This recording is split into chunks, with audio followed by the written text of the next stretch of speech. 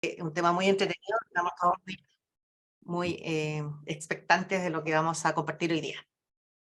Bueno, muy buenos días y gracias por sumarse a otra de nuestras actividades online. Soy Loreto Leighton, la directora ejecutiva de la Fundación Chilena del Pacífico y moderadora de esta actividad, la cual cabe decir que ha suscitado un tremendo interés. Agradecemos desde ya a nuestra fiel audiencia que sigue el ciclo de eventos digitales que comenzamos hace más de 3 años y en el que hemos abordado una gran cantidad de temas claves para nuestro país y su proyección hacia toda la cuenca del Pacífico. En este caso, la rivalidad de alcance global entre China y Estados Unidos es la dinámica determinante de nuestro tiempo. En un ambiente de creciente guerra fría, la forma en que se desenvuelve la relación entre las dos principales economías del mundo configura un escenario enormemente complejo para toda la humanidad, sobre todo porque en este caso, a diferencia de la Guerra Fría del siglo pasado, las tensiones políticas que incluyen el espinoso asunto de Taiwán y el respeto a los derechos humanos de minorías étnicas, se entrelazan con los componentes que han movilizado el proceso de globalización que hemos conocido durante las últimas décadas, con el comercio, las inversiones y el desarrollo de tecnología, incluida la inteligencia artificial, en el centro. Tal como planteaba hace poco el influyente Financial Times, que dijo: cualquiera sea el camino que tome durante este año, la relación Estados Unidos-China se encamina en una dirección ominosa. Las empresas, países, regiones y el mundo están apenas comenzando a lidiar con las potenciales consecuencias. Y es por eso que hemos decidido hacer este webinar hoy día, que nos parece un tema tremendamente importante. Este escenario se manifiesta de forma clara en América Latina, donde China es evidente que rivaliza con Estados Unidos por proyectar influencia y consolidar vínculos políticos en un contexto de enorme rivalidad que se expresa en diversos ámbitos. China se ha transformado en el principal socio comercial de una buena cantidad de países, Chile entre ellos, y en una de las más significativas fuentes de inversión extranjera directa y de financiamiento. En cuanto al comercio entre China y América Latina, que ha crecido durante años de forma consistente, alcanzó un pic de hasta 450.000 millones en el año 2021, según números provistos por fuentes oficiales de Beijing. Y todo esto, desde luego, ha sido un factor determinante que ha impactado las dinámicas de influencia de China y Estados Unidos en América Latina. Según un reciente artículo a cargo de Felipe Larraín, exministro de Finanzas de Chile, y Pepe Sang para el America's Quarterly, los flujos de inversión directa china en América Latina y el Caribe se han mantenido estables en niveles superiores a los 4.500 millones anuales en promedio desde el 2016, en lo que advierten son estimaciones conservadoras. Esto es notable, aseguran, si se tiene en cuenta que la inversión china se contrajo globalmente durante el mismo periodo, particularmente en Estados Unidos y la Unión Europea. La relativa resiliencia de América Latina, afirman Larraín y Sang, ha permitido que la región adquiera importancia como destino de inversiones para Beijing, y si la región representaba menos del 3% antes del 2016, hoy podría llegar hasta el 10% según algunos cálculos. Adicionalmente, estos flujos también es un hecho decidor que hasta 20 países de la región se hayan adherido a la Belt and Road Initiative, programa de inversiones y financiamiento que incluye planes de cooperación en múltiples sectores, incluidos el energético, infraestructura, transporte y telecomunicaciones. Todas las consecuencias que se derivan de estos últimos, entre las que hay que incluir la creciente capacidad de Beijing para proyectar influencia política a través de lo que se conoce como soft power, dan forma al tablero del poder mundial y tienden a complejizar las decisiones de política exterior de todos los países, muy en especial de aquellos que, como Chile, tienen que afinar sus estrategias desde las decisiones y señales hasta las narrativas, para navegar en aguas inquietas y mantener vínculos y el cuidado de sus intereses en contextos de antagonismo entre sus principales socios comerciales y de inversiones, como ocurre con nuestro país en los casos de China y Estados Unidos. Con total seguridad, estos serán temas que darán forma a nuestra conversación, protagonizada por un panel de clase mundial que paso a presentar. Parto por don Heraldo Muñoz, quien es exministro de Relaciones Exteriores de Chile, cargo que ocupó entre el 2014 y 2018 durante el mandato de la expresidenta Michelle Bachelet. En el pasado se desempeñó como subsecretario general de las Naciones Unidas y administrador auxiliar y director regional para América Latina y el Caribe del Programa de la ONU para el Desarrollo, conocido como PNUD. Heraldo se ha desempeñado como embajador y representante permanente de Chile ante las Naciones Unidas, cargo en el cual tuve el honor de poder trabajar con él, y periodo durante el cual encabezó la Comisión de Consolidación de la Paz. Asimismo, fue facilitador de las consultas sobre la reforma del Consejo de Seguridad y presidente de este mismo órgano de las Naciones Unidas. También ha sido ministro secretario general de Gobierno y subsecretario de Relaciones Exteriores en el gabinete del expresidente Ricardo Lagos, así como embajador y representante permanente de Chile ante la Organización de los Estados Americanos, OEA, entre muchas otras posiciones de muy alta responsabilidad internacionales y nacionales. Paso a presentar ahora a Evan Ellis, quien es profesor de investigación de estudios de América Latina y el Caribe en el Instituto de Estudios Estratégicos del Colegio de Guerra del Ejército de Estados Unidos. Evan se ha desempeñado como miembro del Grupo de Planificación de Política del Secretario de Estado de Estados Unidos, con responsabilidad sobre América Latina y el Caribe, y ha dado testimonio frente al Congreso de Estados Unidos en varias ocasiones. Sus estudios se enfocan en las relaciones entre América Latina y actores externos como China, Rusia e Irán, entre otros. Evan ha publicado más de 400 trabajos, incluidos los libros China on the Ground in Latin America, The Strategic Dimension of Chinese Engagement in Latin America, China in Latin America, The Whats and Wherefores, y Transnational Organized Crime in Latin America and the Caribbean.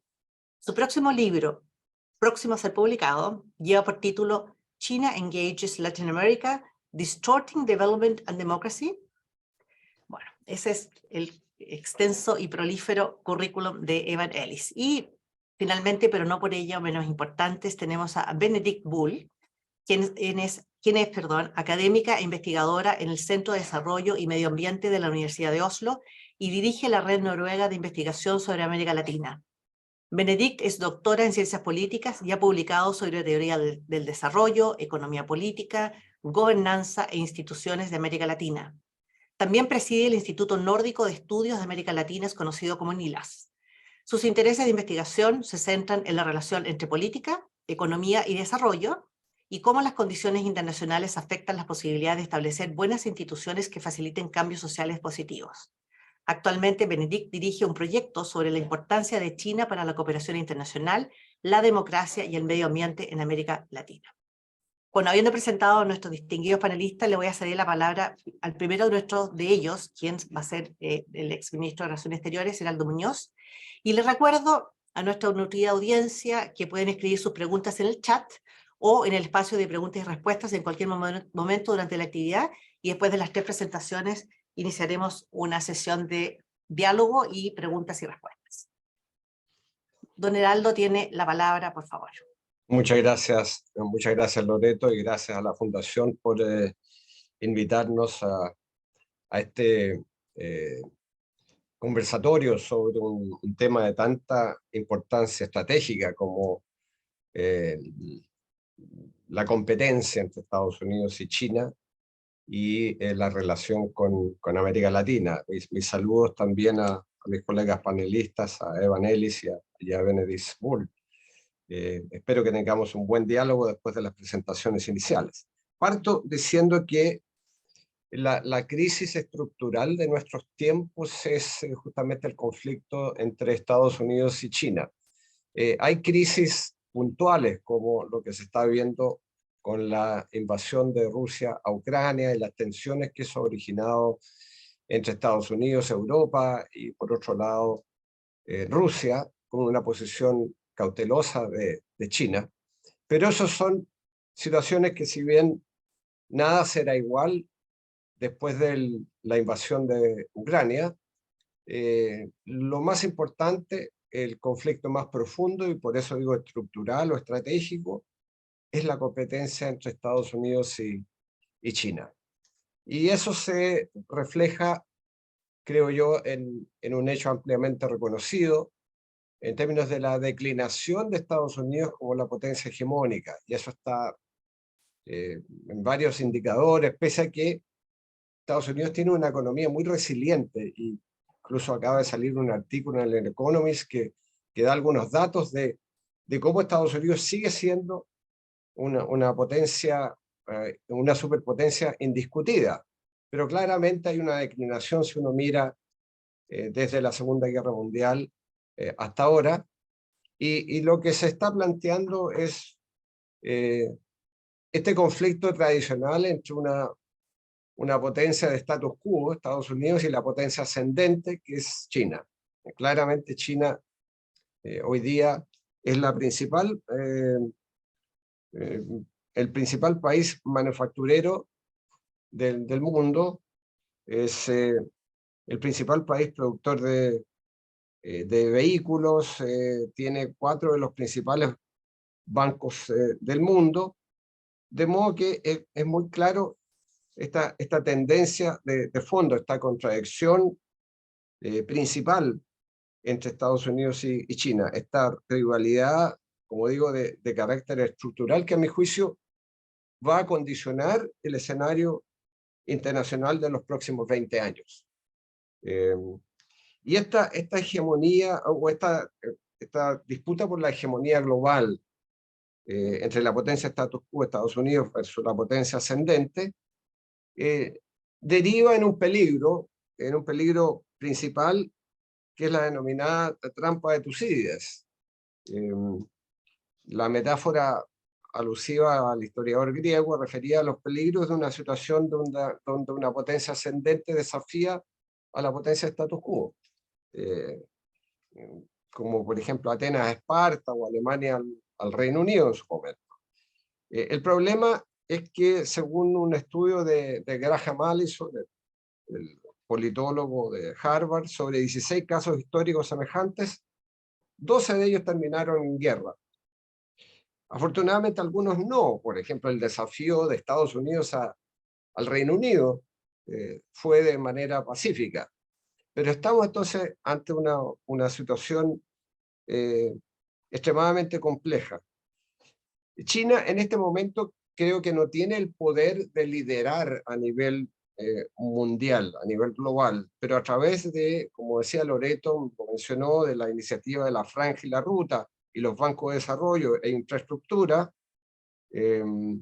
Acabamos de ver algo de eso en la visita del presidente Lula a China.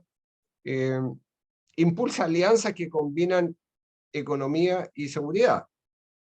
Y quién duda que China hoy día es la principal potencia exportadora y manufacturera, y de hecho, si uno mira a los países de América Latina, el principal socio comercial en casi todos los casos es China, en términos de comercio.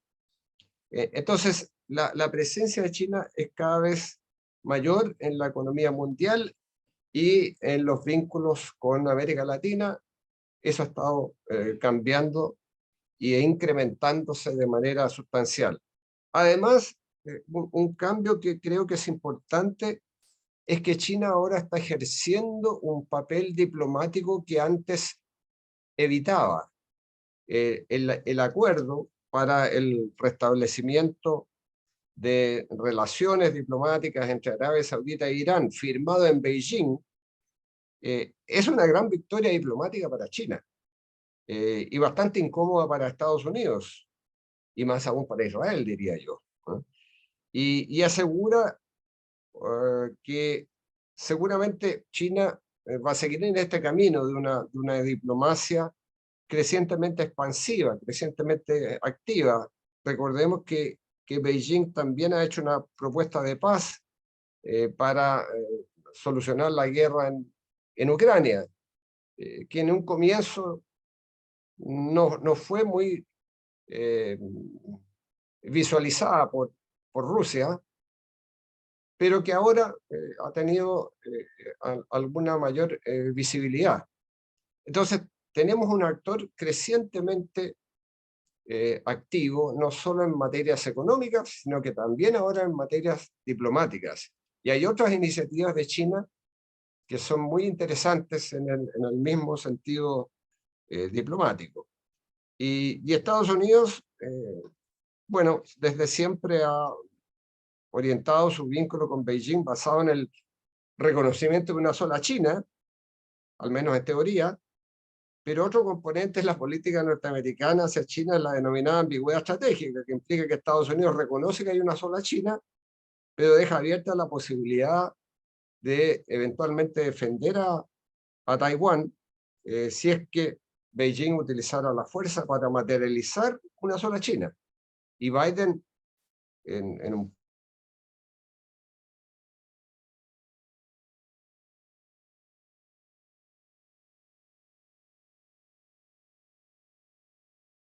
contra la isla. Entonces tenemos una situación de tensión significativa, y con todo, sin embargo, los canales entre Estados Unidos y China siguen estando, y Beijing ha actuado con cautela para no llevar las cosas a un extremo, pero ha sentado nuevas líneas rojas respecto a Taiwán, por ejemplo, por la visita del entonces speaker de la Cámara de Representantes, Nancy Pelosi, fue creando una situación donde hoy día entonces la idea de materializar una sola China quizás por la vía de la fuerza no está del todo descartada. Entonces, esta es la situación en que nos encontramos. Ahora, ¿cómo impacta esto a América Latina? Ya dijimos que la presencia económica de China es cada vez mayor. Y como digo, la mayoría de los socios comerciales de los países latinoamericanos es efectivamente China. Estados Unidos sigue siendo el principal inversor en la mayoría de los países. Doy el caso de Chile, por ejemplo. Su principal socio comercial es China, 36.000 millones de dólares más o menos de comercio bilateral. El principal inversionista sigue siendo Estados Unidos. Y aquí entonces voy a algunas afirmaciones de carácter general y quizás algunas más específicas para no tomar demasiado tiempo. Primero, a mí me parece que América Latina, la región, no puede ser visualizada como un actor pasivo, desprovisto de intereses propios, depósito de recursos naturales críticos como el litio, el cobre, el petróleo o el agua dulce. No, porque América Latina, los países de América Latina tienen intereses propios y no son actores pasivos. Y como ya la Guerra Fría terminó hace mucho tiempo, menos aún. Entonces, yo lo que argumento es que, por lo menos desde la perspectiva de un país como Chile, nosotros tenemos el mayor interés de tener buenas relaciones tanto con China como con Estados Unidos. Con Estados Unidos tenemos 200 años de relaciones diplomáticas. En el caso de China, Chile fue el primer país sudamericano en restablecer o en establecer relaciones diplomáticas con la República Popular China. El primer país en firmar un tratado de libre comercio con China. El primer país en reconocer a China para acceder a la OMC, etc. Hay lo que los chinos llaman muchos primeros lugares de Chile con China. Entonces la relación es extremadamente cordial con ambos países. Entonces eso me lleva a que el camino para países como Chile y otros de América Latina, me atrevería a decir, el camino más recomendable de relacionarse con estos actores en tensión es la autonomía inteligente.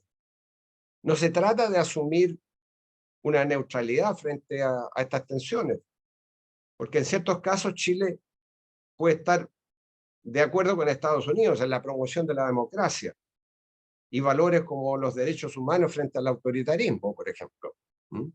O en otros casos con China, en el rechazo a las intervenciones unilaterales al margen del Consejo de Seguridad, como ocurrió en la invasión estadounidense de Irak, o respecto a las guerras comerciales. Recordemos que Estados Unidos se retiró del TPP, del Tratado de Asociación Transpacífico, y China ha formalmente ya expresado su deseo de acceder al CPTPP, al Tratado Comprensivo y Progresista de Asociación Transpacífico, en el cual Chile jugó un papel muy significativo después de que Estados Unidos se retiró. Entonces aquí hay intereses interesantes respecto a cada uno de estos dos actores en conflicto y por lo tanto la idea de una autonomía inteligente para relacionarse con estos dos países desde la perspectiva de los intereses nacionales de Chile y de los países latinoamericanos. A mí me parece que lo más lógico. Es un juego difícil, porque las presiones de cada uno de estos dos grandes actores son muy significativas. Han habido situaciones en el pasado no tan distante donde Estados Unidos ha presionado para que presidentes de la República no vayan de visita a China y visiten Huawei, por ejemplo, o para que no establezcan relaciones muy estrechas respecto a determinadas áreas de la economía. Y seguramente China no ve con muy buenos ojos algunas situaciones donde se han ejercido esas presiones.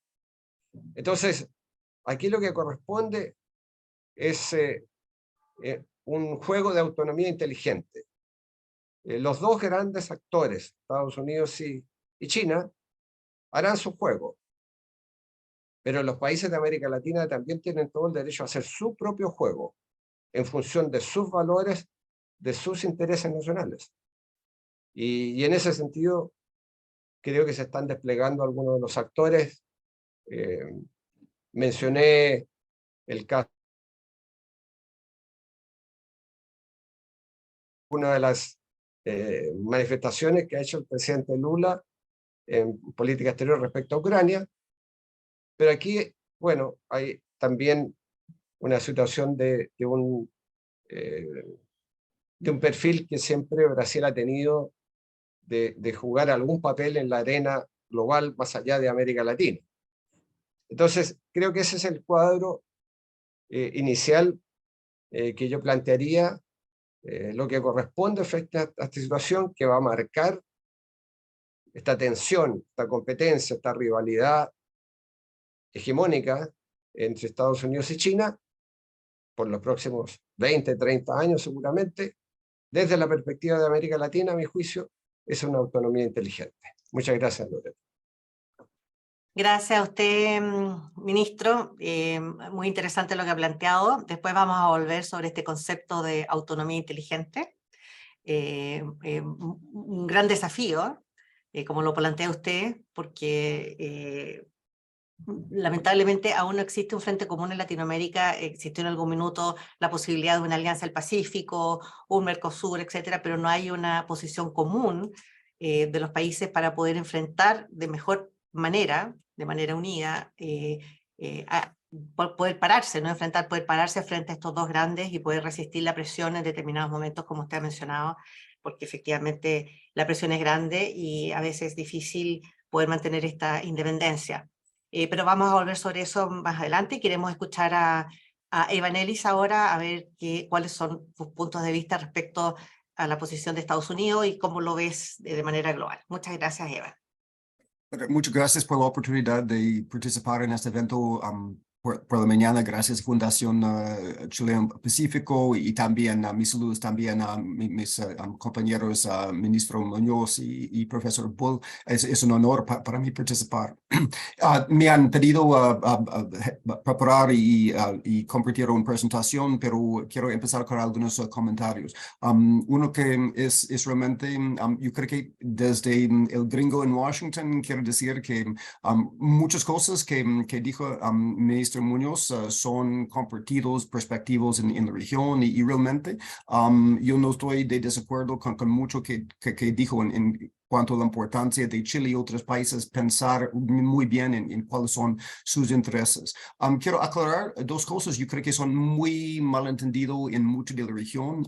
Número uno es que por lo menos la política oficial, a pesar de las percepciones de Washington, no es exigir países de escoger entre China y los Estados Unidos. Yo creo que sí hay un cambio de tono desde la administración de Trump, pero yo trabajé en la administración bajo secretario Pompeo y ni en aquel momento esto fue nuestra política. Sin embargo, obviamente se nota el tono, pero yo creo que también en mucho de la región hay siempre esta mirada de cuál es la competición entre los dos, digamos, grandes. Y quizás para mí, pensando en la región de forma estratégica, mi argumento, yo creo consistente con el ministro Muñoz, sería que lo clave para la región no es mirar quién está ganando y con quién debe asociarse, sino cuáles los principios bajo cual América Latina deba mantener cualquier de sus asociaciones con cualquier país en cuanto a cosas como transparencia, buena gobernanza, de un campo igual a todos los actores, etcétera, etcétera. Y también cuáles son los principios en cuanto a decisiones sobre infraestructura de tecnología y otros aspectos que son los mejores para que la región proteja sus propias posibilidades para el desarrollo y sus propios también derechos de sus ciudadanías en cuanto a lo político y en otros aspectos. Pero también quiero hablar un poco sobre lo que yo veo es el avance de China en la región y con esto yo voy a compartir mi breve presentación. Dice que soy un poco parlanchín en cualquier idioma, entonces con disculpas. Lo que quiero hablar es solo como tres láminas de puntos muy rápidos. Número uno, yo creo que podemos reconocer que por una cantidad de razones ya China está avanzando este año y en los años por venir de forma reacelerada. Hemos visto esto con esta visita del presidente Lula y los 15 puntos de acuerdo, incluso algunos aspectos políticos. Hay también la posibilidad que el presidente Xiomara Castro de Honduras va a viajar a China, que el presidente Petro de Colombia, Chan Santoki de Surinam y posiblemente, nos han dicho, posiblemente Gabriel Boric también. Y también la posibilidad que el presidente Xi va a viajar también a la región. O sea, una agenda diplomático lleno y con esto varias actividades. Y hay razones para esto. O sea, por un lado, cuando pensamos en el estancamiento de proyectos durante el COVID, ahora que Zero COVID se ha acabado en China y también hay más certeza por empresas chinas que el presidente Xi tiene su tercer periodo de gestión y ahora que América Latina, a pesar de su lento crecimiento económico, ya está superando estas condiciones, o sea que las condiciones ya están dadas por lo menos de avanzar algunos proyectos ya estancados anteriormente. También para mencionar algunas tendencias que hemos visto, o sea, aunque por supuesto en sectores como minerales y petróleo, China sigue su interés, pero también hemos visto realmente una transición reflexionado también en este plan China Select 2022-2024 a ciertos otros sectores de tecnología, especialmente la generación de energía verde y también transmisión y redes de distribución. Hemos visto esto en la posición dominante de empresas chinas en sectores fotovoltaico y también energía eólica, hasta energía nuclear con este proyecto de Atucha 3 en Argentina. Y también en otras tecnologías asociadas, por ejemplo, la venta de carros como BYD o buses. Yo entiendo, por ejemplo, Santiago y Chile es el mercado más grande para buses eléctricos chinos en cualquier parte del mundo afuera de China. Entonces estamos viendo mucho esto, especialmente un desarrollo durante los últimos 10 años. Esta compra recién por los intereses de Intel, por una empresa china, valorado de casi $3,000 millones, es una muestra de este tipo de avance. Y por supuesto, todo lo que cadena de valor de litio, no solo en Chile, donde hay este proyecto, esta presencia de Tangchi en este consorcio de SQM, sino también varias otras empresas, incluso Ketel en Chile, en Argentina, donde hay decisiones tomadas más de nivel provincial. Hemos visto, yo creo que 8 proyectos importantes diferentes, no solo sacar el litio, sino transformar el litio. Y por supuesto, en Bolivia, este proyecto de Ketal en Salar de Uyuni, aunque yo sospecho que vamos a ver problemas profundos con esto. Y hasta en México, en Bacanora, Ganfeng. Entonces, esta presencia en sector energético en todos los aspectos, incluso en Chile, donde hay un mercado más o menos libre para energía. Yo entiendo que empresas chinas tienen más de 50% por sus adquisiciones de casi todo el mercado. Es impresionante. Y por supuesto, sectores digitales, hablamos mucho de 5G, pero Huawei y ZTE y otras empresas tienen más de 24 años operando en la región y dominan la infraestructura 3G, 5G, 4G, etcétera, etcétera. Más no solo Huawei, sino otras empresas como Oppo y Xiaomi, etcétera, que venden teléfonos y componentes. También a veces hablamos mucho de proyectos de ciudades seguros o ciudades inteligentes, pero olvidamos que también básicas empresas de vigilancia con datos como Hikvision o Dahua tienen una posición dominante en el mercado. Alibaba en el comercio, obviamente empresas como Didi avanzando mucho en el sector de taxis. También a veces hablamos mucho de la falta de progreso en finanzas estatal, empresas como Banco de Desarrollo Chino o Exim Bank chino, pero es importante reconocer que la modalidad de dar recursos a la región ha cambiado fundamentalmente. Ahora empresas como ICBC o China Construction Bank están ya más dando apoyo directamente a sus empresas con proyectos y están avanzando a través de public-private partnerships. Hemos visto esto, por ejemplo, con esta construcción de 2 segmentos importantes de la carretera en Chile, desde Tacna hasta Chillín, y yo entiendo que también hay un tramo nuevo, mismo cosa con el metro de Bogotá, etcétera, etcétera. Solo para reconocer que la sofisticación de empresas chinas también ha aumentado mucho para operar en la región. También para reconocer que hay un gran avance en sectores, otros sectores como el sector portuario. Obviamente la importancia de este nuevo puerto en Chancay, que podría transformar las dinámicas logísticas del Pacífico. También cosas como hidrovías en este río Paraguay-Paraná.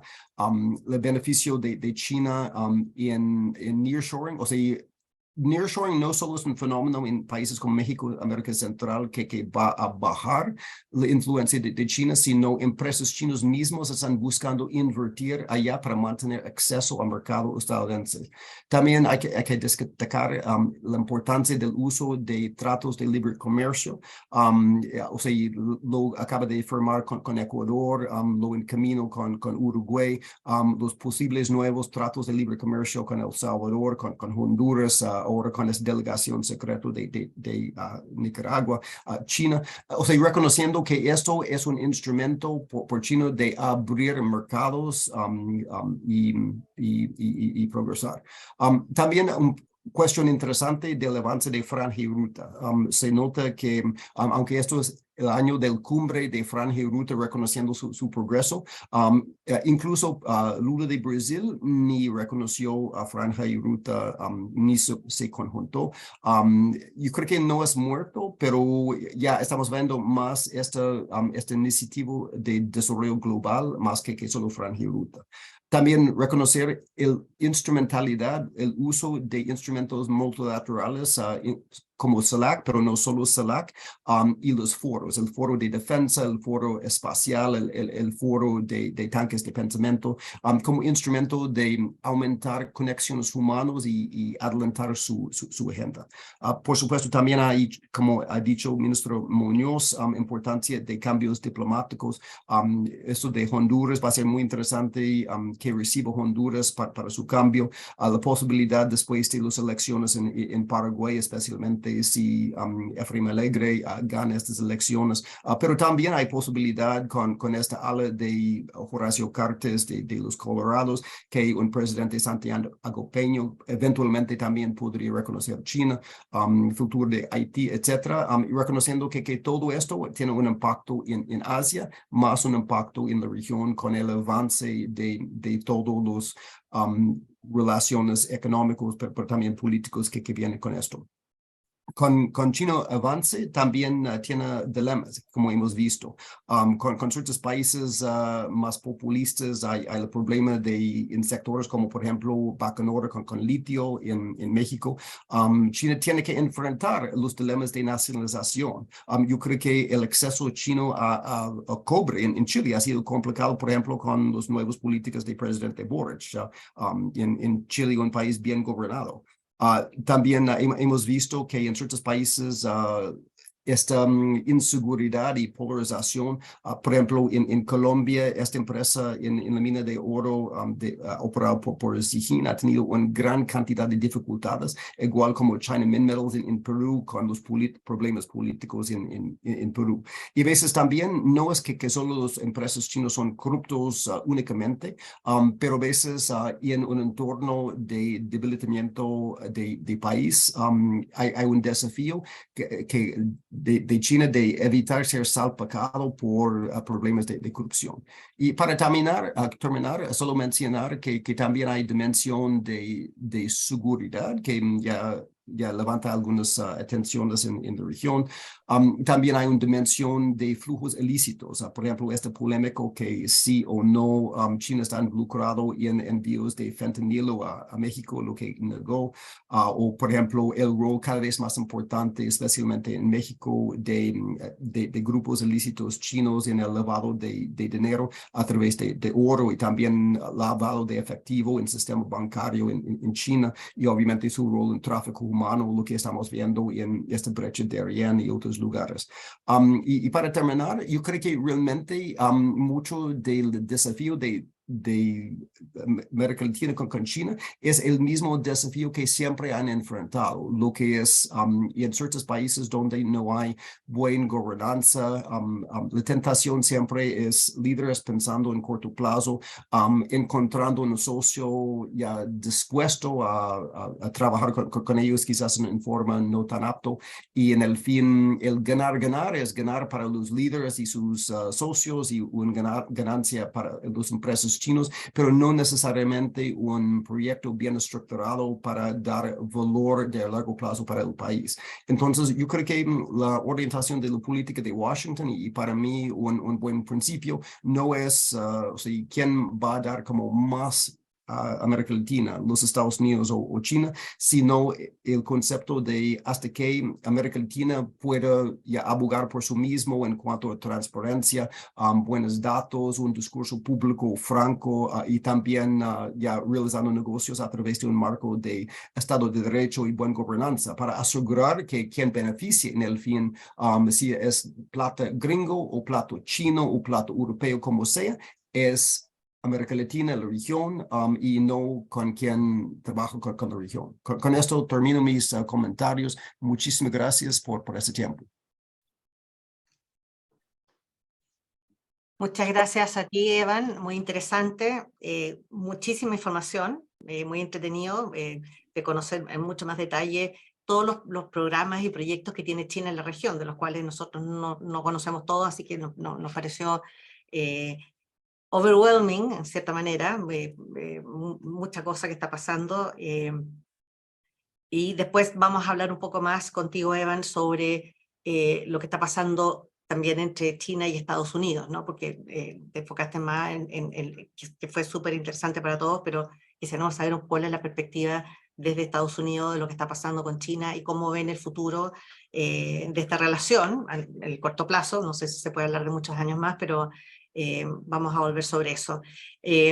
Voy a darle la palabra ahora a Benedict, por favor. Benedict, tienes la palabra.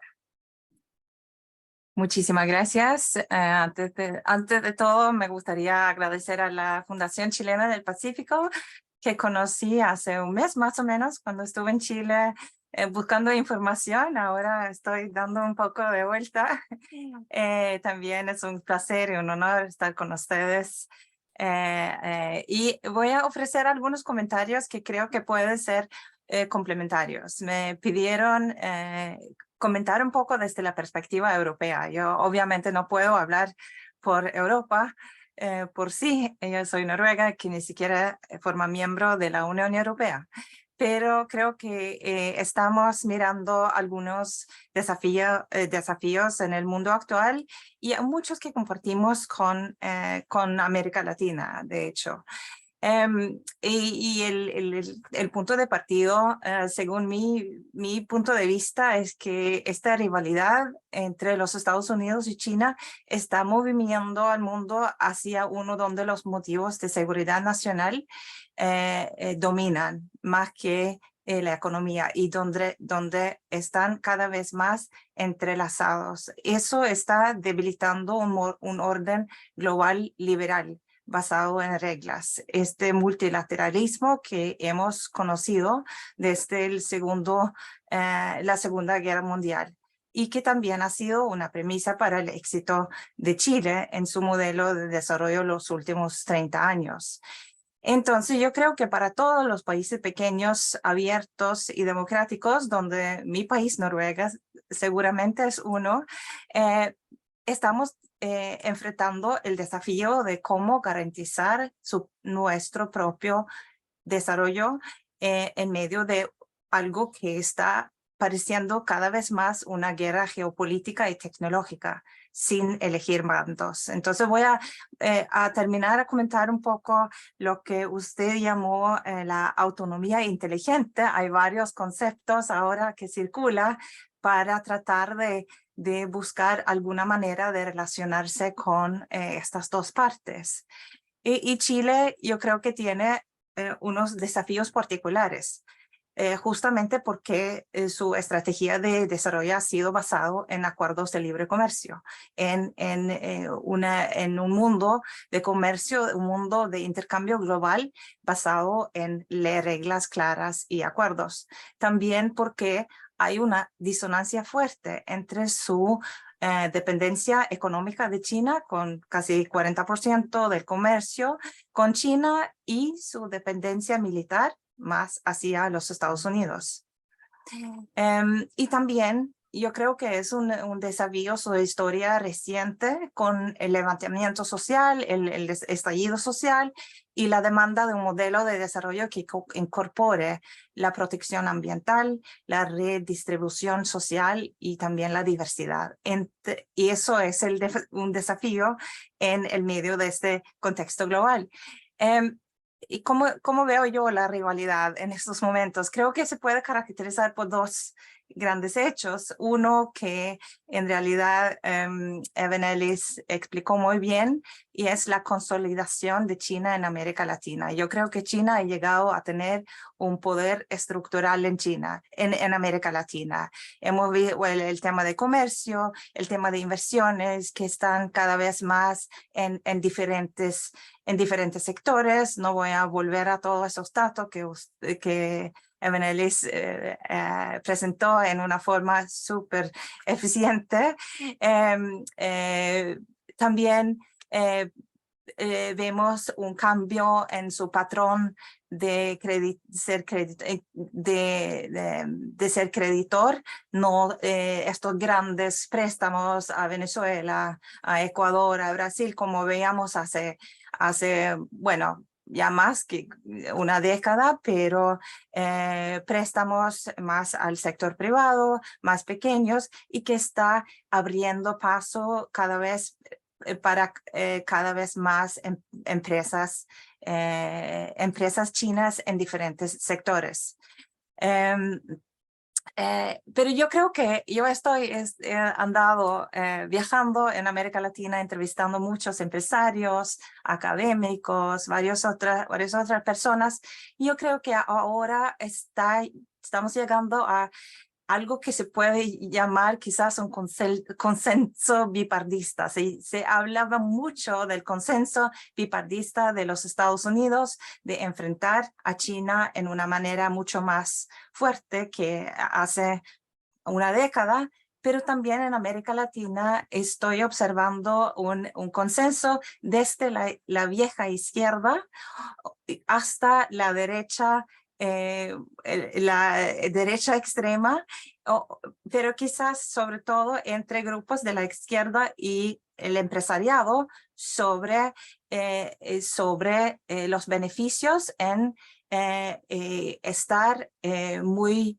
fuertemente aliado con China. No es como antes, que fue un asunto de los gobiernos populistas de izquierda. Es algo que vemos en todos los campos, y hay casi un consenso bipartista o multipardista sobre sobre eso. Y China está, yo creo que es porque China está ofreciendo un cambio real hacia un desarrollo.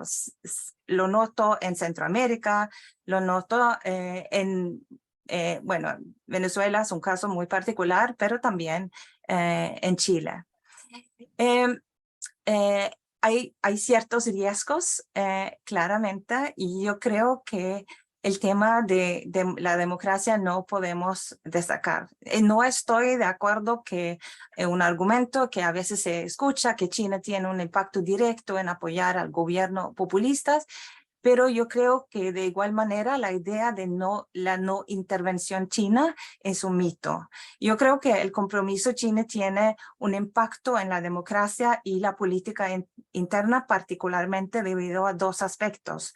Uno es la falta de transparencia en torno a sus actividades.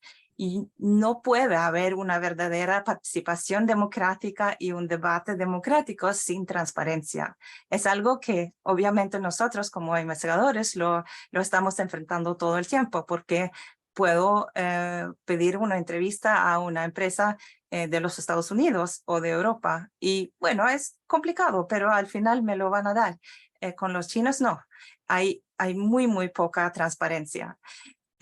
Y el otro aspecto es la exclusión de actores que critican a China. Eso es, hay múltiples ejemplos también de Chile, de personas que han expresado algunas críticas hacia China y se han visto excluidos. Y eso es algo que tampoco, que es también, no es una amenaza contra la democracia, pero tampoco es un comportamiento democrático.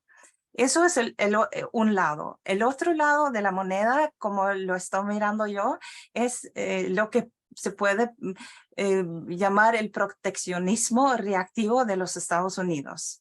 Hay muchas políticas planteadas ahora y que están discutidos ahora, algunos que están ya adoptados, que buscan mantener a raya a China y proteger la industria estadounidense. La ley de reducción de la inflación es una, la ley Chips for America es otro, que viene con programas para subsidiar su propia industria y que también tiene un efecto en el comercio y la inversión global. Ahora, justamente esta semana, plantearon la ley de lucha contra telecomunicaciones no confiables en el extranjero. También se está discutiendo la ley Nearshoring del hemisferio occidental, que tiene impactos en cómo funciona toda la economía global, básicamente.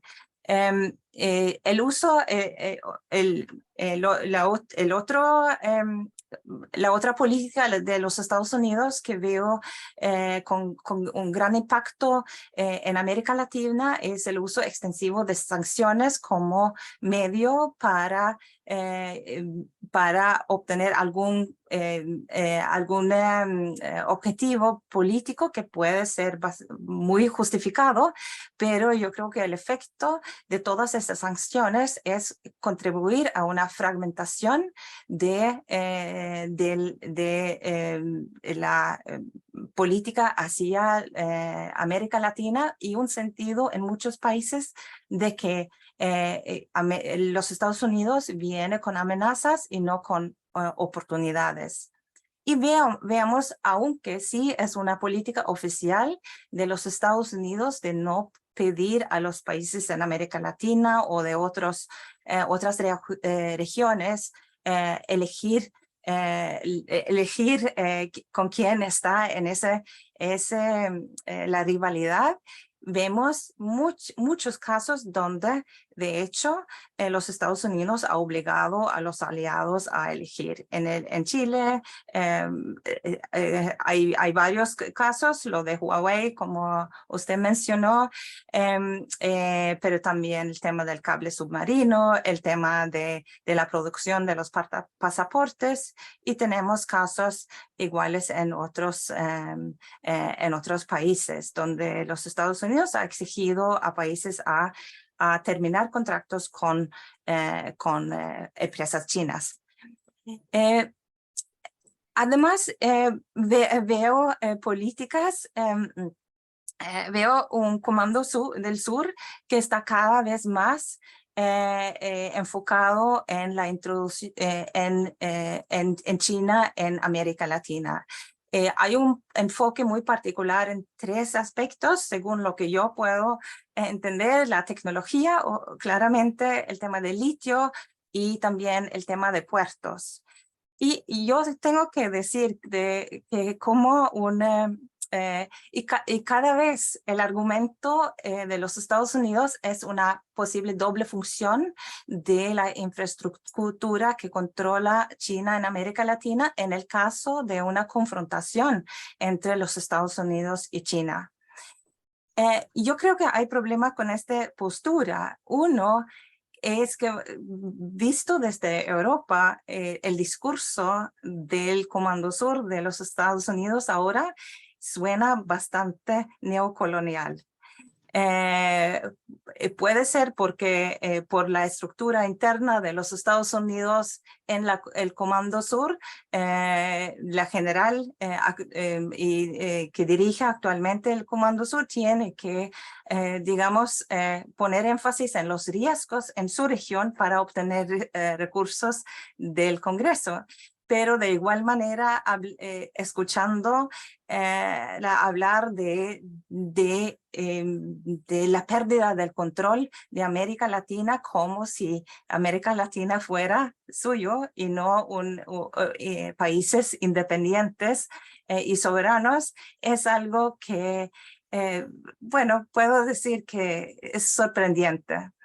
Y también lo que se escucha en toda la región es que los Estados Unidos hace poco por ofrecer alternativas a los países en América Latina. Se siente todavía bastante ignorados, amenazados a veces, pero que Estados Unidos llega con pocas ofertas. Entonces, ¿cuáles pueden ser las respuestas latinoamericanas? Idealmente, claramente, la respuesta debería haber sido regional. Integración regional y planteamientos regionales. Eso sabemos que no está pasando. Y yo creo que este viaje de Lula a China lo mostró muy claramente. Puede ser que yo me perdí algo, pero no escuché que Lula habló de América Latina ni una vez durante su visita en China. Pero yo pienso que América Latina tiene que combinar 2 ejes claves en su respuesta. Uno es el pragmatismo, velar por sus propios intereses, es obvio, pero el otro es basar la respuesta en principios democráticos y Estado de Derecho al nivel nacional e internacional. También es bastante obvio y también es lo que muchos países tratan de hacer. Pero yo creo que, bueno, la respuesta más emblemática, el concepto que ha venido de América Latina, es primera vez que escucho autonomía inteligente, pero se ha hablado bastante del no alineamiento activa, que puede ser más o menos lo mismo, que se basa en ideas de el no alineamiento de los 70s, pero para otro contexto. Y yo creo que hay muchas ideas muy importantes ahí, pero Lo que a mí me falta es una discusión más profunda del contenido de este no alineamiento activa y en qué principios se debe basar. Y yo creo que una vía para los países en América Latina es justamente seguir la línea muchas cancillerías y muchas políticas exteriores de América Latina desde hace mucho tiempo, que ser defensores del derecho internacional, del multilateralismo, de los derechos humanos y la democracia, y poner eso a medio. Y yo creo que los últimos días también hemos visto que el riesgo de que el no alineamiento activo pueden llegar a ser un apoyo más fuertemente a países como Rusia y China, y sobre todo los comentarios hechos por Lula y también lo que sucedió ayer con la visita de Lavrov en Brasil. Yo he dicho varias veces aquí en el contexto europeo que Noruega,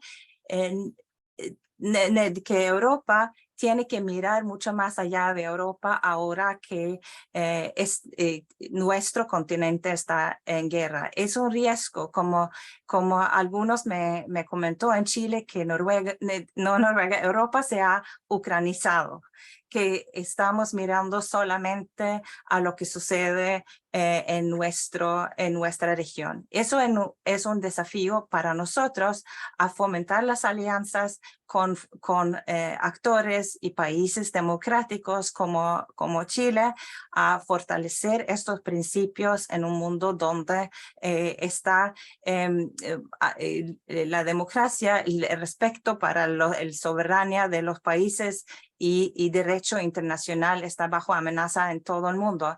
Pero yo creo que eso también es un desafío para la mayoría de los países en América Latina. Chile se ha destacado por sí ser un defensor muy consecuente en ese sentido, y yo creo que es un modelo que puede seguir también otros países en la región.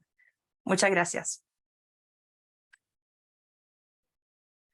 Muchas gracias a ti, Benedict. Muy interesante tu planteamiento, muy refrescante además tener el punto de vista desde alguien que está fuera de la región, ¿no? Porque cuando hacemos los análisis, tratamos de plantear desde el punto de vista latinoamericano o desde el punto de vista de Estados Unidos, o nos enfrascamos solamente en China, pero tener una visión externa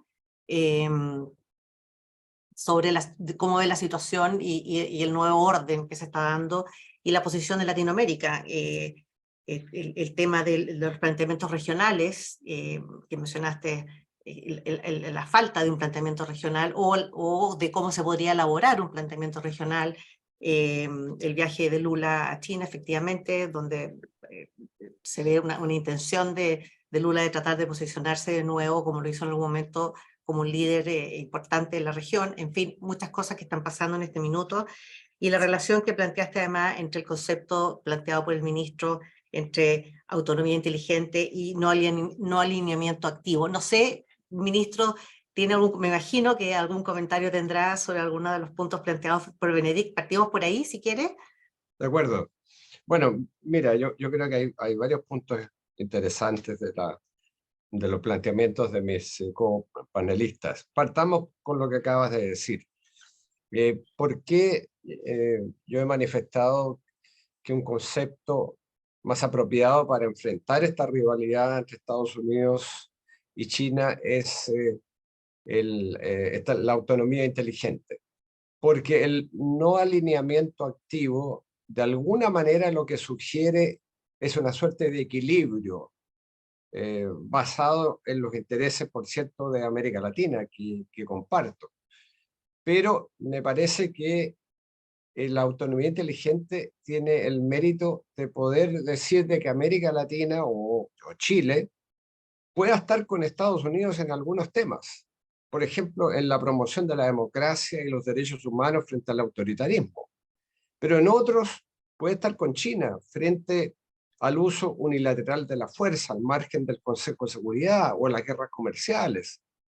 Entonces, por eso que autonomía inteligente me parece un concepto más apropiado para no volcarse a lo que fue el no alineamiento como una suerte de equilibrio o neutralidad frente a las políticas de lo que fueron las potencias dominantes en el periodo de la Guerra Fría. Pero bueno, esa es una discusión distinta. Yo creo que hay otros temas que han sido planteados que me parece importante abordar. Creo que ha sido verdaderamente lamentable el planteamiento de la generala Richardson del Comando Sur respecto a América Latina, porque lo que hace es mirar a América Latina como un actor pasivo, depósito de ciertos recursos minerales claves. Y eso entonces lo que hace es volvernos al pasado más pasado, donde la región para Estados Unidos no era más que el denominado patio trasero. Y eso lo que genera en un mundo tan distinto del siglo XXI es una distancia muy significativa de los países de América Latina, porque el mundo cambió, pero parece que algunos no se han enterado.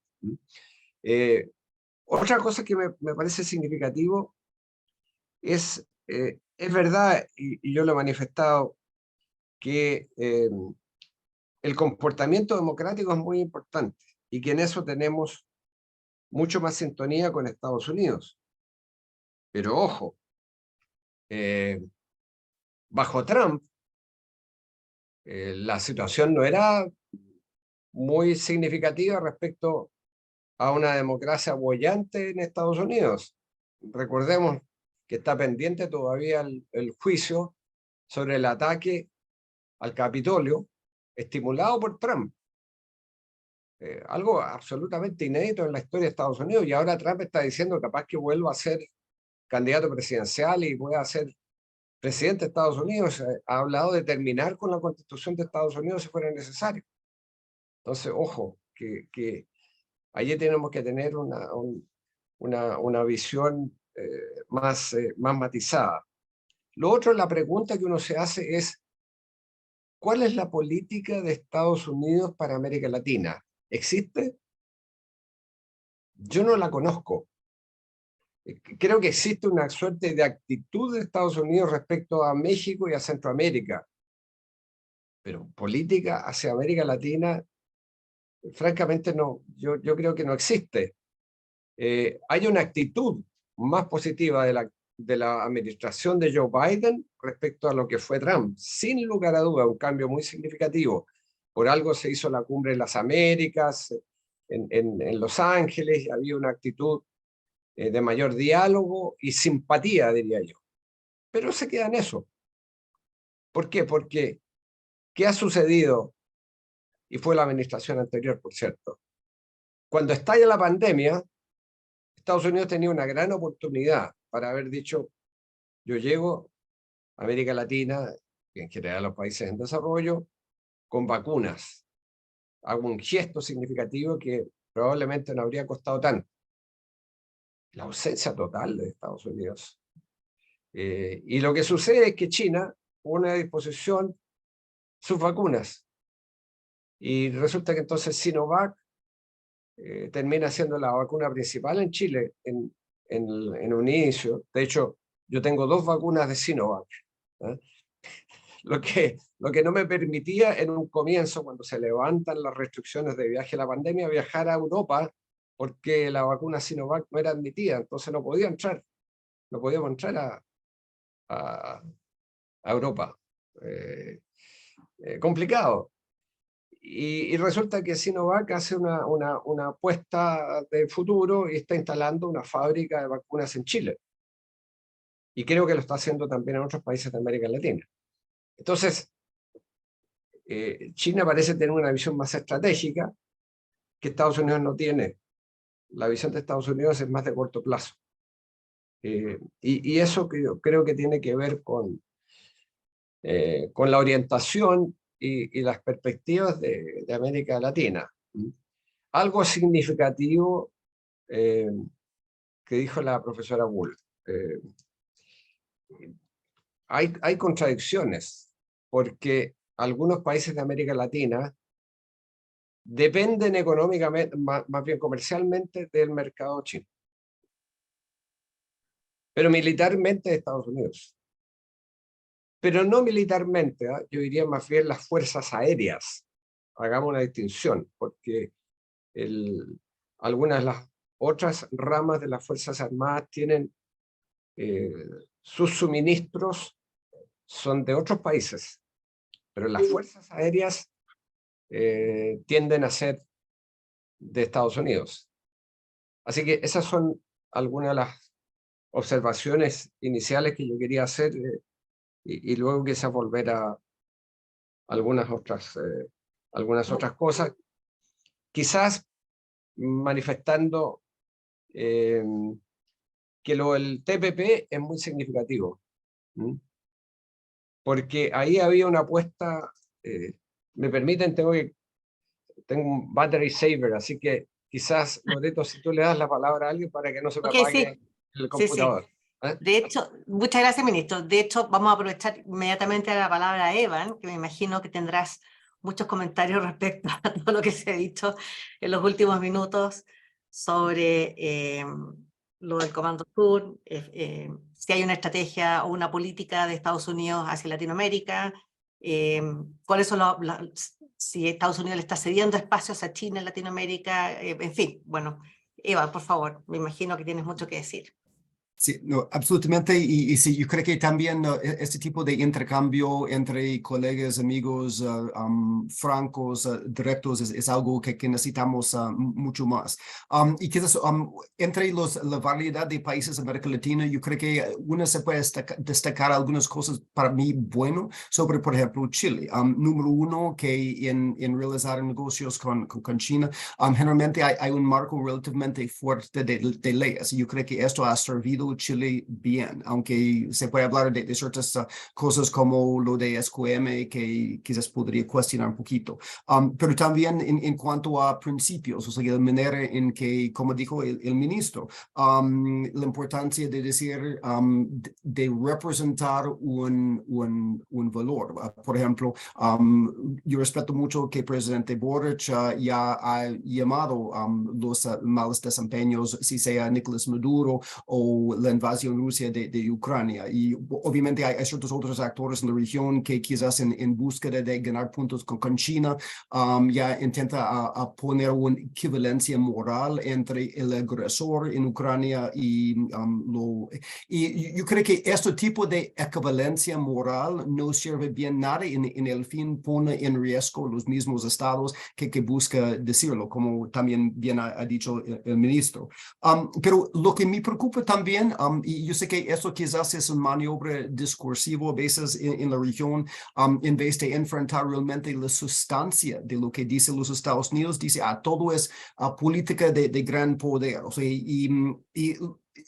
yo creo que ha sido muchos mensajes que para mí, si vienen de los Estados Unidos o vienen de otros actores, hay que realmente considerar por los propios beneficios. Si no es que los Estados Unidos da más plata, etcétera, sino realmente considerar, por ejemplo, algunos menciona profesor Bull. O sea, yo creo que, bueno, uno podría discutir, por ejemplo, la ley de seguridad de inteligencia de China de 2017 que obliga empresas como Huawei de entregar los datos. Uno podría discutir si realmente hay un récord o no de los ciberataques por organizaciones chinas. O sea, uno podría discutir si o no hay récord de empresas chinas, por ejemplo, en este cuartel general de Unión Africana, de básicamente desviar y robar datos utilizando esta infraestructura. Bueno, pero quizás para mí, yo creo que es razonable, hay cierta evidencia que sí, China, bueno, entre otros, pero especialmente China, activamente ha buscado datos comerciales, ha buscado datos de otros naturaleza. Entonces, en este entorno, el cuestión, por ejemplo, el cable submarino, si esta salida de datos principales de todo Chile y mucho de América del Sur va a Hong Kong bajo control de China para captar todo, o en vez de ir a Australia, donde hay oportunidades más seguras. Eso no fue una imposición de los Estados Unidos, esto fue un discurso con respeto, presentando los riesgos. En el fin, un Chile soberano tomó una decisión. La misma cosa que también mencionó profesor Bull, este caso de Aicino, cuando Chile casi entregó los datos de todos los chilenos en las manos de una de las grandes empresas chinos de gestión de datos. O sea que eso no fue una imposición de los Estados Unidos, sino en el fin Chile, un país soberano, me parece que tomó decisión. Y yo sé que hay otros aspectos en que se puede decir que, bueno, Huawei en cuanto a 5G es realmente la única empresa factible, aunque hay Nokia, Ericsson, etc. O sea, yo creo que hay cuestiones, pero en el fin, a veces me preocupa que si dice cualquier cosa en Washington, lo que es llamar la atención a un peligro que podría ser en los propios intereses de la región. Hay una tendencia de decir, es una imposición de Washington o vamos a ignorar, pero en el fin es en los sí o no es en el interés de Washington. También hay que considerar lo que es en el alto interés de soberanía, de datos, etcétera, de China. Y yo creo que había, obviamente, si tomamos una buena decisión en Irak o no, por ejemplo, si uno mira, con ¿cuál país estamos poniendo nuestra dependencia? Un país que ignoró esta regla de UNCLOS en Asia, que ha militarizado las islas en el mar China Sur y Oriental, que ya ha desviado su compromiso sobre democracia y autonomía en Hong Kong. En Colorado, más de 2,000 musulmanes uigures que ahora está amenazando militarmente Taiwán, que ha abrazado Putin, etc. Y entonces, mi preocupación es que sí, yo creo que es importante tener una conversación de respeto y no imponer, pero también esto no quita la responsabilidad de América Latina de pensar realmente con quién está metiendo y mantener un discurso fiel a sus propios valores de democracia y también proteger bien su mismo. Y bueno, en cuanto a lo de General Richardson, sí, yo creo que a veces si sus comentarios en su testimonio público fueran si sonó mal o bien, también hay que reconocer que para General Richardson su responsabilidad es la defensa de los intereses de los Estados Unidos en el hemisferio occidental. Y entonces, podemos ver al presidente Xi con las acciones sobre Taiwán, la posibilidad que podríamos llegar en guerra dentro de los próximos años. Y la responsabilidad de Comando Sur y Comando Norte con General Herc de luchar esta guerra por parte de los Estados Unidos. Y si esto ocurre, la posibilidad de, por ejemplo, tener acceso a un lugar como Chancay o lugares como las implicaciones estratégicas de esta base espacial de Neuquén en Argentina, o la posibilidad de poner en riesgo el tránsito alternativo por los estrechos de Magellan, por un base chino en Ushuaia. O sea, todo eso son, sí, cosas en que tenemos que considerar por parte de los Estados Unidos de defender nuestra patria y también pensar en con quién podemos colaborar si esto ocurre. El mismo como hemos estado allá con nuestros aliados europeos en cuanto a lo que Rusia ha hecho en Ucrania. Entonces, quizás yo tengo un poco más perdón por General Richardson y su tono, entendiendo la vislumbre por ejemplo, cuando viaja a Panamá y mira todos los proyectos y reconociendo que tan fácil sería de bloquear el canal de Panamá, igual como pasó con este buque de contenedores en Suez hace unos años. Pero yo creo que para mí, en el fin, lo clave es es que América Latina, como bien dijo, si no estoy quitando sus palabras y distorsionarlos, América Latina tiene que pensar, pero de forma inteligente, que es en el beneficio y interés para proteger sus propios intereses, buena gobernanza, transparencia, protección de datos, etcétera, etcétera. Yo creo que los Estados Unidos tienen un rol de esto en el discurso. Muchas gracias. Sí, gracias, Evan. Volviendo un poco a lo que acabas de aclarar de qué es lo que hay detrás de este viaje de la, ¿cómo se llama? De la general Laura Richardson en recorrer América del Sur.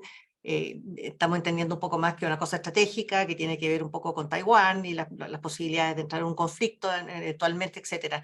Pero el comentario que hay una pregunta acá en el chat y dice, efectivamente eso es así, pero ella está recorriendo el continente mucho más que el Departamento de Estado lo ha hecho en muchos años, y hace referencia a que, por ejemplo, China en el 2008 y luego en el 2016 emitió un documento de política de China para América Latina, y que seguramente muchos de los elementos que están contenidos en esos documentos se están transformando en realidades hoy en Latinoamérica. Eso no existe por parte de Estados Unidos. ¿Hay alguien que esté pensando en eso más allá de solamente un approach de corte estratégico, de prevención? Una de las preguntas que está aquí en el chat, y si me puedes contestar eso rápidamente. Después hay otras preguntas muy interesantes que se escapan un poco de esto. Quisiera ir también para aprovechar de conversar sobre eso. Evan, si nos puedes contestar un poco. Sí, hay planes, o sea, al haber trabajado con supervisión de Western Hemisphere Affairs en los Estados Unidos, o sea, les puedo decir que sí hay planes y orientaciones. Hay dos cuestiones. Número uno es si estos planes ya alcance de nivel nacional, y obviamente tenemos política un poco con chaos, con todo está hablando, como bien dijo el ministro Muñoz. Entonces, yo veo que por un lado, a veces lo que está pasando en otras partes del mundo, a veces ya podrían oscurecer un poco nuestra atención y la coherencia de lo de América Latina. O sea, por ejemplo, Build Back Better World hubiera ofrecido mucho para América Latina, pero políticamente no fue factible. Entonces, yo no veo que el problema es tanto la falta de una política, sino la falta de la eficacia y enfoque nacional nuestro de esta región, lo que es realmente clave para nosotros en cuanto a lazos geográficos, lazos comerciales, lazos de familia. O sea, tenemos mucho mejor que hacer, pero yo creo que los que trabajan día a día, en Brian Nichols, entre otras, en temas de la región, sería sorprendido que alguien dice que no hay política. Es como la política de Chile hacia varios lugares. Es como la cuestión si hay política o hay política eficaz. Yo creo que eso es la diferencia. Y si los líderes realmente escuchan y piensan y implementan esta política. Pero es un punto muy importante. Muchas gracias. Gracias, Evan. Quisiera cambiar un poquito el tema, así para hacer para tocar algo que ha aparecido en los medios últimamente y que tiene que ver con, esto más para Benedict, con el viaje de Macron a China, para ir un poco a la cosa un poco más global, y qué está pasando en este nuevo orden y qué posición estaría tomando Europa. También la relación de Alemania con China. ¿Qué está pasando? Porque Macron en su viaje a China habría hecho declaraciones sobre la posición de por lo menos Francia de dar un paso al lado ante cualquier conflicto con Taiwán. ¿Está cambiando esto el esquema de alianzas? ¿Cómo lo ves tú, Benedict? ¿Qué está pasando ahí? ¿Y cómo va a impactar esto en la relación entre Estados Unidos y Europa también, ¿no? Aquí hay un juego, se están dando nuevos actores y pueden haber cosas que cambien el escenario internacional en breve tiempo. Muy bien. Sí, me gustaría primero aclarar una cosa que vino en el chat que olvidé decir. Alguien criticó que había pasado muy como por encima de la integración regional que actualmente está sucediendo en América Latina, y no intenté decir que no haya intentos de juntar a América Latina, que hay importantes reuniones e iniciativas, solo que veremos que básicamente todo el mundo está organizándose más al nivel regional ahora, y que en América Latina uno no ve eso viene muy fuerte. Sobre Europa, Yo no soy muy experta en el tema de Alemania y Francia, pero sí ha generado bastante ruido el viaje de Macron a Francia, sus declaraciones.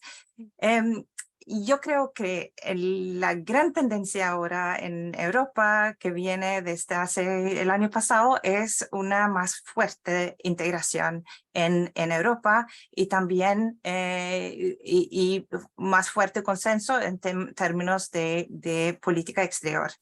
Macron ha tenido ha sucedido también en otras ocasiones que han jugado un poco por su propia cuenta y diciendo cosas que no va en la línea de los demás, pero yo no creo que eso significa un cambio general y fuerte que va a quebrar la alianza que ahora existe entre Francia y Alemania en el más largo plazo, porque hay tantos intereses en común en términos de la política global y obviamente en términos del gran asunto que todavía está que hace que los europeos vuelvan a hablar sobre Ucrania en todas instancias.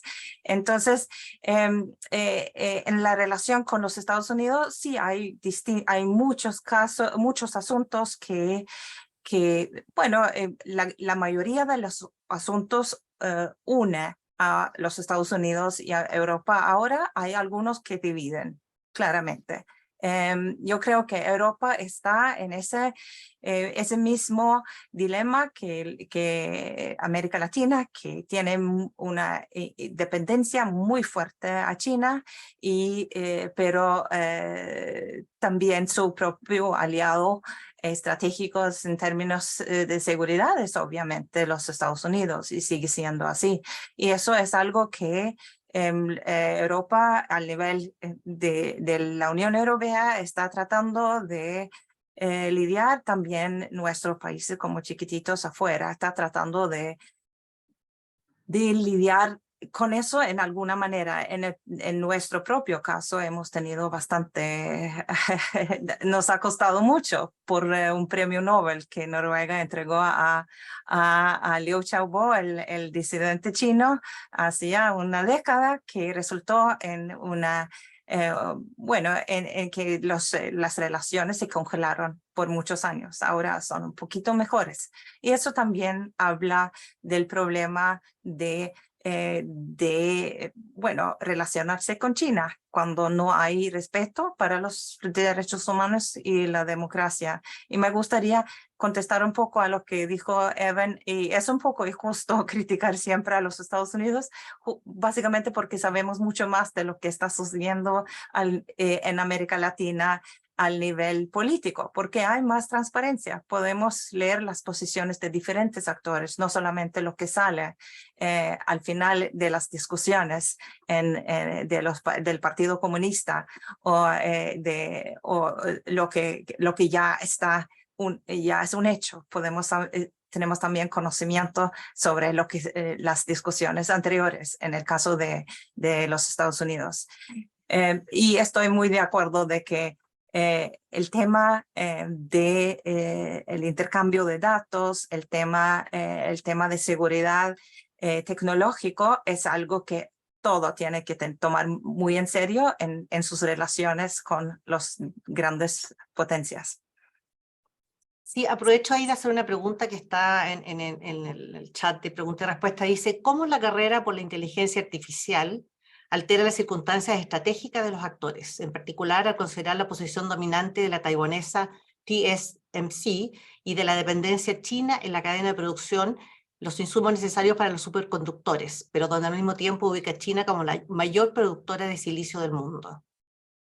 Y tiene un poco que ver esto con todo este boom tecnológico y cómo se están ha influido en la política exterior. No sé si Evan o Benedict o ministro, no sé quién quiere. ¿Evan? Bueno, yo creo que hay varias dimensiones ya mezclado allá en cuanto a la tecnología de inteligencia artificial y chips y todo. Pero yo creo que uno de los marcos es los estándares. Yo creo que en cuanto a quiénes son las empresas dominantes, en quién domina este de estándares, ya tiene mucho que ver con quién define y domina la próxima generación. Yo creo que otra pregunta para mí en cuanto a lo que menciona el profesor Bull, la protección contra tecnología, pero también la protección de derechos humanos. Y la cuestión es cuál modelo de la relación entre el gobierno y el individual en cuanto a la tecnología domina algo que proteja derechos humanos o no. Y yo creo que realmente estamos en un momento crítico en cuanto a cuestión. Obviamente hay ciertas empresas como TSMC y también mirando lo que podría pasar en Taiwán y la diversificar de su producción a otros lugares como los Estados Unidos y Corea. Pero más allá que solo esto, yo creo que es realmente una cuestión fundamental de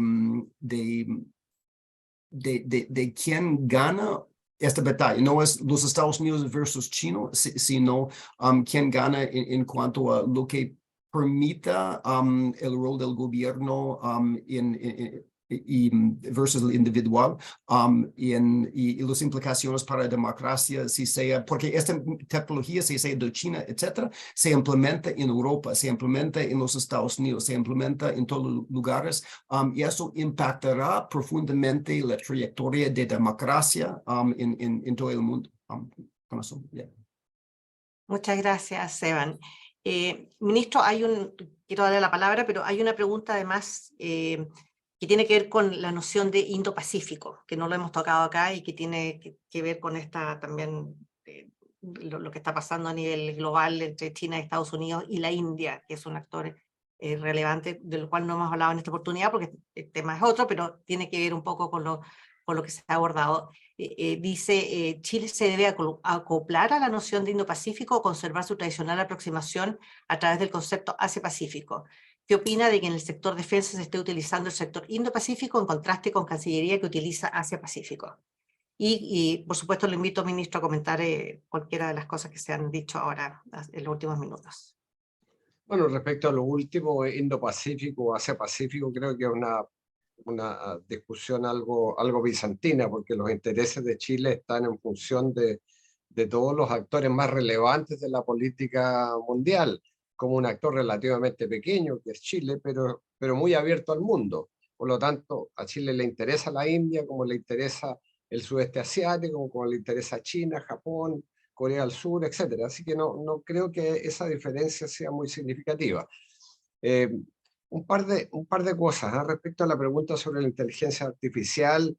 Efectivamente, ahí hay movimientos porque sabemos que la producción de microchips se centra en Taiwán. Estados Unidos ha estado imponiendo sanciones para justamente no permitirle el acceso a China.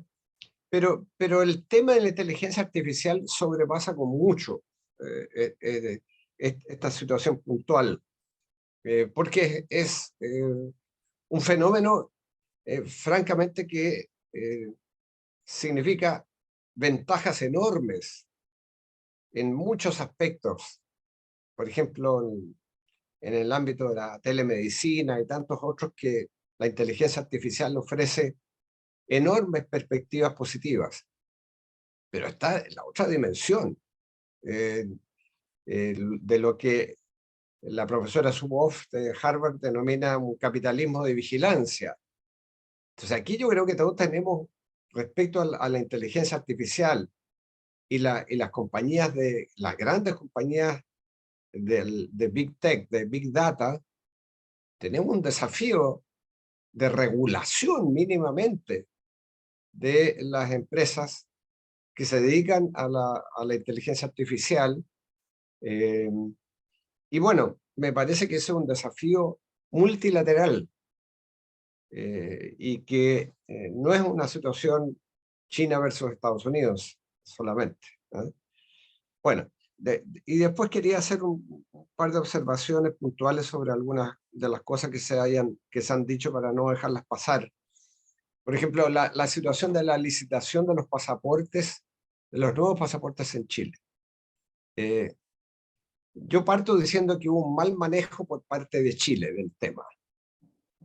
Pero evidentemente, y eso respondiéndole a Evan, hubo presiones de Estados Unidos. Eso es indudable.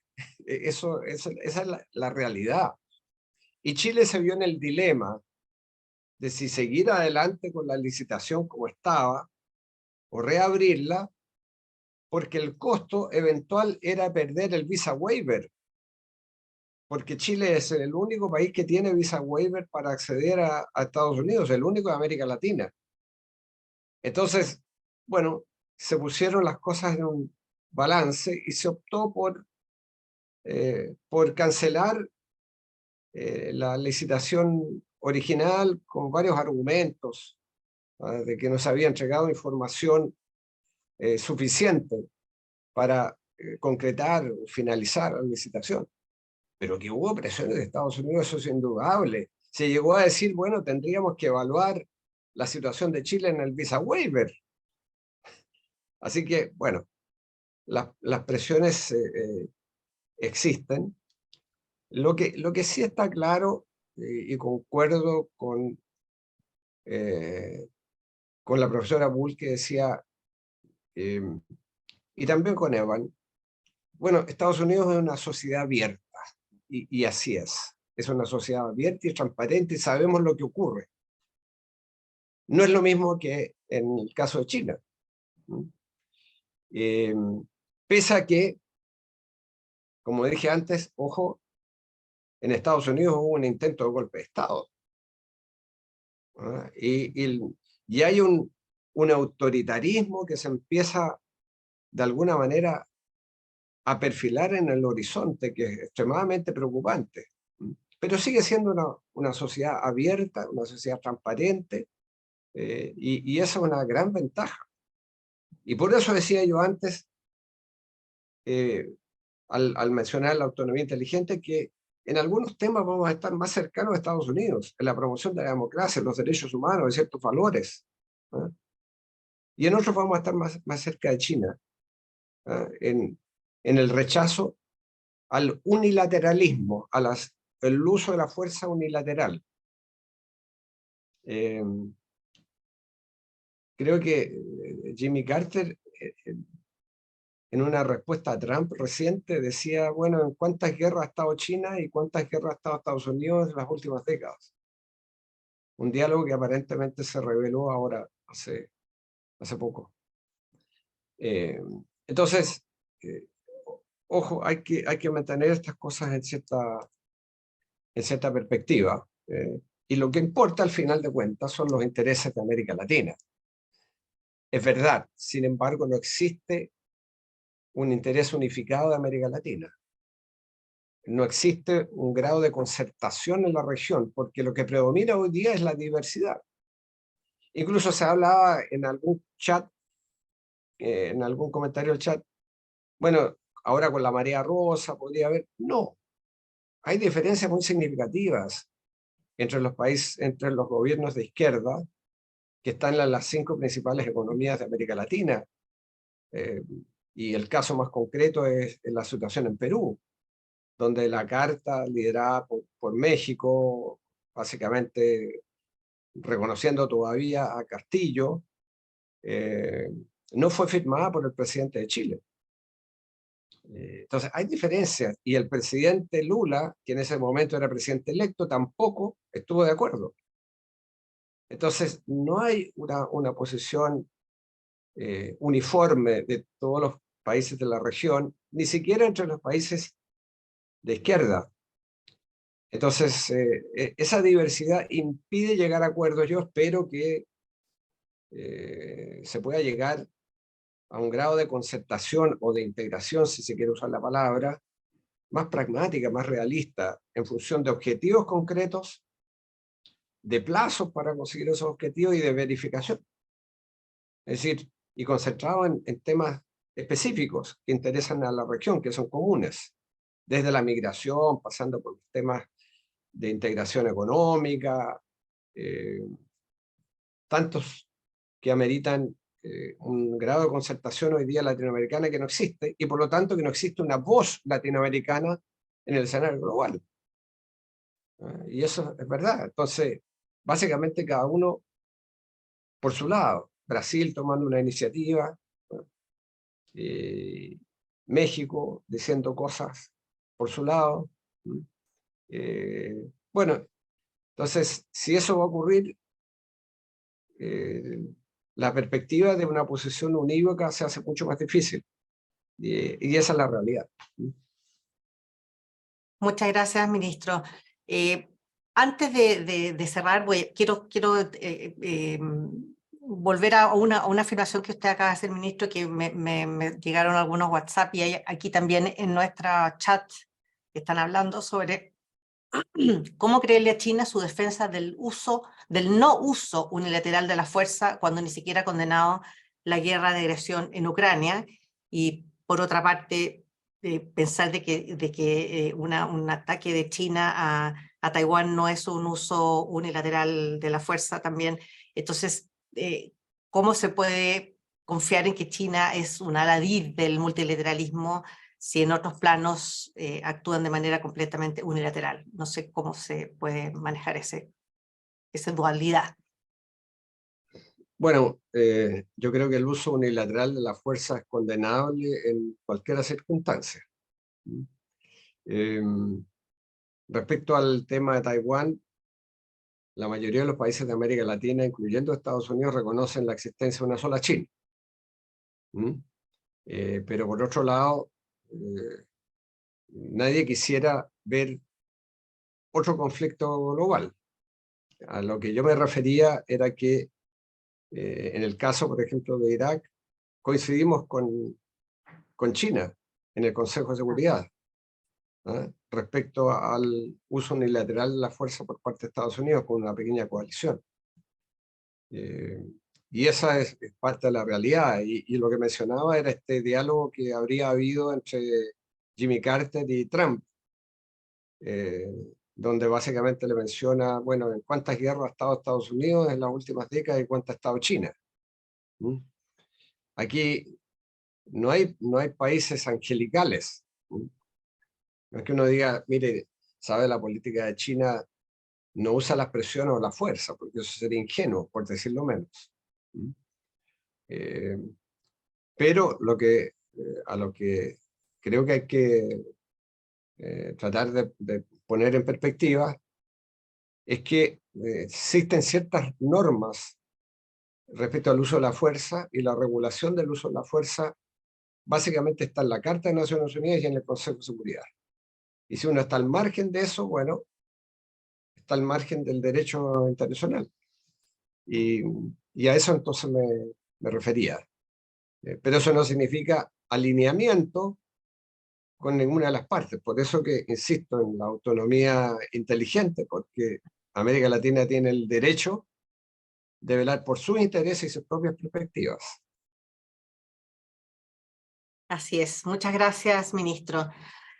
Bueno, no hemos pasado del tiempo bastante. Les pido disculpas a los panelistas que les tomaba mucho más tiempo del que habíamos conversado inicialmente, pero la verdad que el tema da para muchísimo. Siguen habiendo intervenciones ahí en el chat. Espero que los hayan leído ustedes, por lo menos para saber cuáles son las inquietudes de la gente que los escucha. Agradecerles profundamente su tiempo, sus conocimientos y haber participado hoy día en uno de los webinars de la Fundación. Los dejamos invitados para que se sigan uniendo a nuestra audiencia, y a ustedes también los tendremos en alguna otra oportunidad. Ministro, ha sido un placer verlo después de tanto tiempo.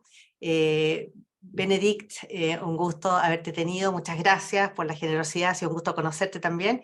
Y Evan, lo mismo, un encanto de haberte conocido. Muchas gracias y seguiremos en contacto en una próxima oportunidad. Y muchas gracias a nuestra audiencia una vez más también. Muchas gracias. Muchas gracias a ustedes. Adiós.